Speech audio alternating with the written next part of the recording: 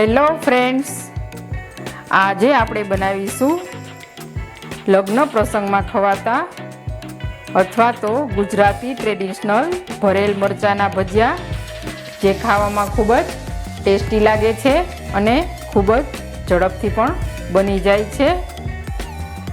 મરચાંના ભજીયા આપણા ગુજરાતીઓના ફેવરેટ હોય છે.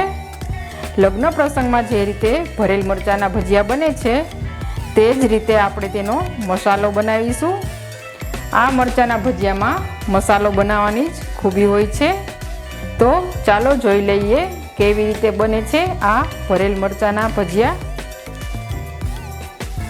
મરચાંના ભજીયા બનાવવા માટે મેં અહીં 8 થી 9 લીલા મરચાં લીધેલા છે. મરચાં આ રીતે થોડા લાંબા અને થોડા કડક લેવાના રહેશે. સૌપ્રથમ આપણે મરચાંમાંથી બી કાઢી લેશું અને સાથે મરચાંમાં જે નસ હોય છે તે પણ કાઢી લેશું, જેથી આપણા મરચાં વધારે તીખા ન હોય તેવા લાગે. આ રીતે આપણે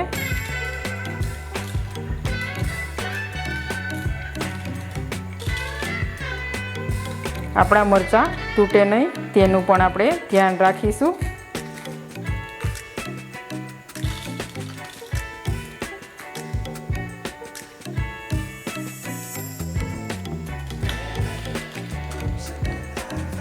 જો તમારા મરચાં વધારે તીખા હોય તો તમે 4 થી 5 મિનિટ માટે ગરમ પાણીમાં રાખી દેવા અને સાથે થોડું 1 ચપટી જેટલું મીઠું રાખી દેવું, જેથી તમારા મરચાં વધારે તીખા હશે તો તેની તીખાશ દૂર થઈ જશે.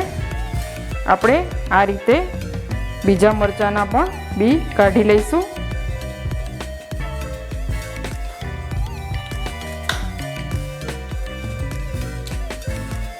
શિયાળામાં કે વરસાદની સિઝનમાં આ ભજીયા ખાવાની ખૂબ જ મજા આવે છે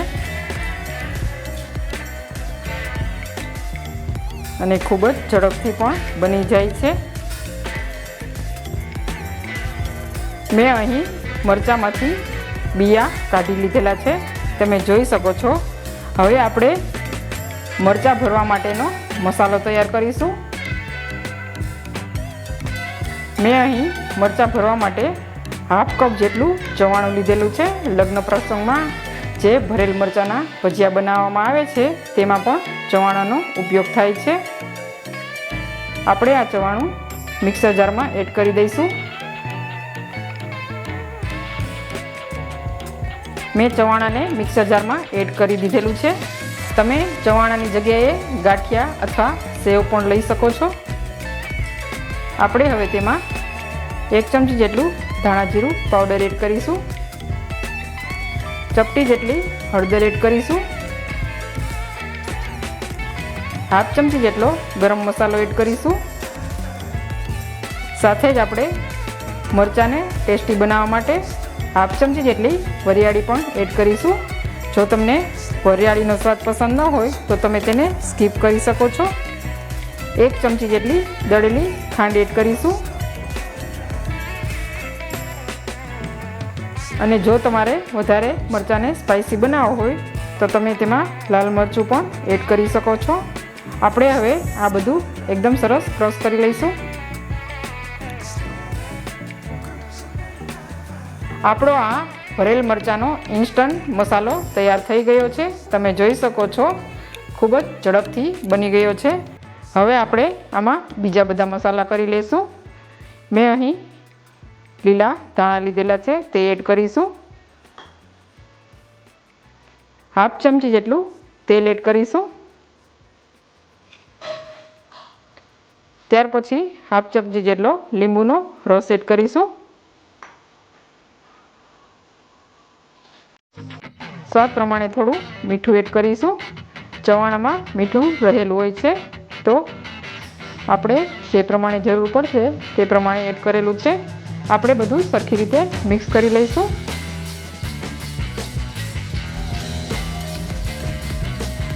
આપણો આ મસાલો એકદમ સરસ તૈયાર થઈ ગયો છે. હવે આપણે મરચાંને ભરી લઈશું.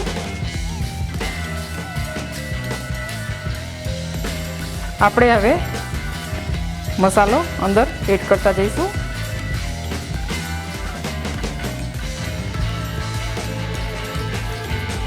મસાલાને થોડો પ્રેસ કરીને ભરવાનો રહેશે, જેથી ભજીયા તળતી વખતે આપણો મસાલો બહાર ના નીકળે.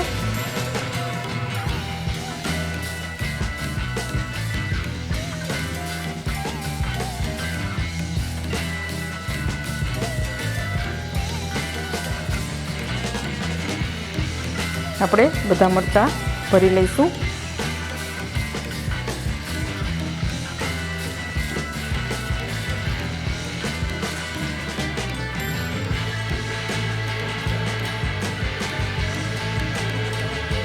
ભજીયા માટેના મરચાં ભરાઈને એકદમ સરસ તૈયાર થઈ ગયા છે. હવે આપણે ભરેલા મરચાં માટેના ભજીયા માટેનું બેટર તૈયાર કરીશું. સૌપ્રથમ મેં અહીં એક બાઉલ લીધેલું છે. તેમાં આપણે 1.5 કપ જેટલો ચણાનો લોટ એડ કરીશું.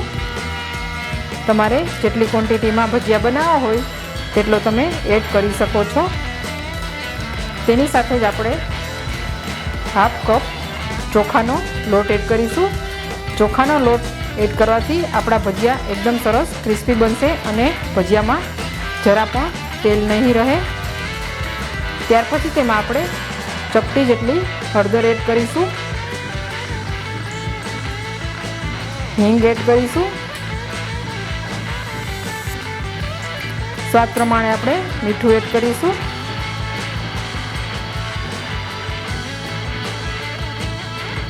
ત્યાર પછી આપણે તેમાં ખાવાના સોડા એડ કરીશું. આપણે અહીં ચપટી જેટલા ખાવાના સોડા એડ કરીશું. આપણે તેમાં સોડા ઉપર લીંબુનો રસ એડ કરીશું, જેથી આપણા સોડા એકદમ સરસ એક્ટિવ થઈ. ત્યાર પછી આપણે તેનું સ્મૂથ બેટર બનાવીશું. બેટર વધારે પતલું પણ નહીં અને જાડું પણ નહીં તેવું બેટર બનાવીશું આપણે.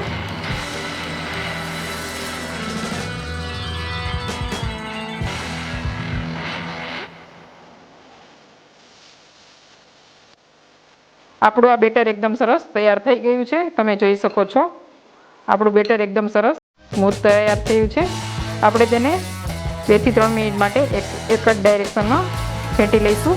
બેટર પણ એકદમ સરસ તૈયાર થઈ ગયું છે. આપણે આ જે મરચાં ભરેલા છે તે અંદર ડીપ કરીશું. આ રીતે મસાલાવાળો મરચાંનો ભાગ આ રીતે ઉપર રાખીશું, જેથી બધા મરચાં એકદમ સરસ ડીપ થાય.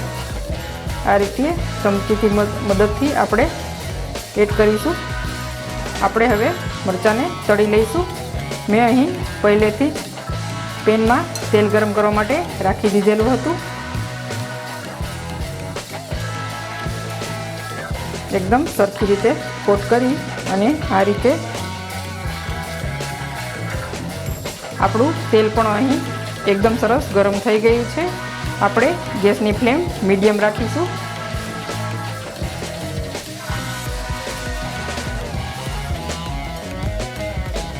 એક પછી એક બધા મરચાં એડ કરતા જઈશું.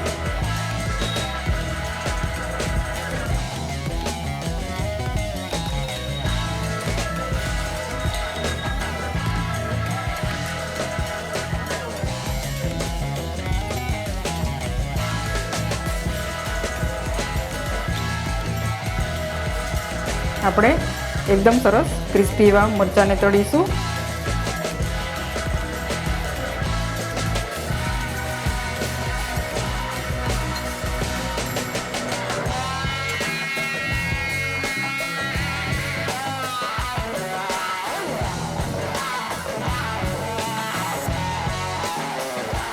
તમે આ રેસીપી એક વખત જરૂરથી ટ્રાય કરજો. રેસીપી સારી લાગે તો લાઈક કરજો, શેર કરજો અને મારી ચેનલને સબસ્ક્રાઈબ કરવાનું ના ભૂલતા. આ પહેલાં પણ મેં કાંદા ભજીયા મેથીના ગોટાની રેસીપી ચેનલ પર આપેલી છે. તેની લિંક હું ડિસ્ક્રિપ્શન બોક્સમાં આપી દઈશ, તેમાંથી તમે જોઈ શકો છો.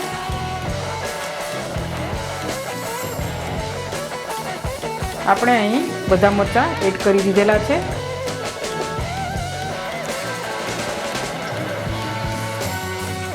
મેં અહીં ગેસની ફ્લેમ મીડિયમ જ રાખેલી છે, જેથી આપણા મરચાં એકદમ સરસ ક્રિસ્પી બને.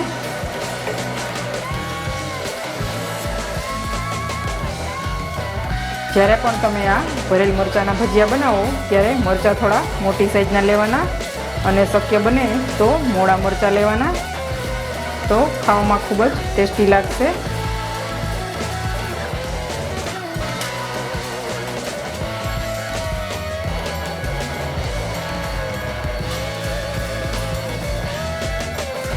આપણા ભજીયા એકદમ સરસ તળાઈને તૈયાર થઈ ગયા છે, તમે જોઈ શકો છો. આપણે હવે તેને એક પ્લેટમાં કાઢી લઈશું.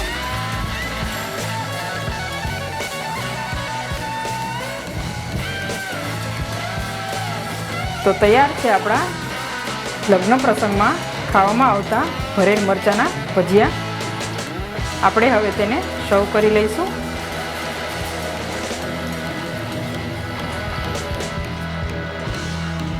મેં અહીં ભરેલ મરચાંને સર્વિંગ પ્લેટમાં કાઢી લીધેલા છે, તમે જોઈ શકો છો. ખૂબ સરસ દેખાઈ રહ્યા છે. મેં તેને ગ્રીન ચટણી અને ખજૂર આંબલીની ચટણી સાથે સર્વ કરેલા છે. તો તૈયાર છે આપણા લગ્ન પ્રસંગમાં ખાવામાં આવતા ભરેલ મરચાંના ભજીયા. આ રેસીપીને તમે એક વખત જરૂરથી ટ્રાય કરજો. ખૂબ સરસ બનેલા છે, જરા પણ તેમાં તેલ પણ નથી રહેલું, તમે જોઈ શકો છો. તો તમે પણ એક વખત જરૂરથી ટ્રાય કરજો. રેસીપી સારી લાગે તો લાઈક કરજો, શેર કરજો અને મારી ચેનલને સબસ્ક્રાઈબ કરવાનું ના ભૂલતા. મારી ચેનલ પર પ્રથમ વખત હો તો તમે બેલ આઇકનને જરૂરથી પ્રેસ કરજો, જેથી મારી નવી રેસીપીની નોટિફિકેશન તમને મળતી રહે.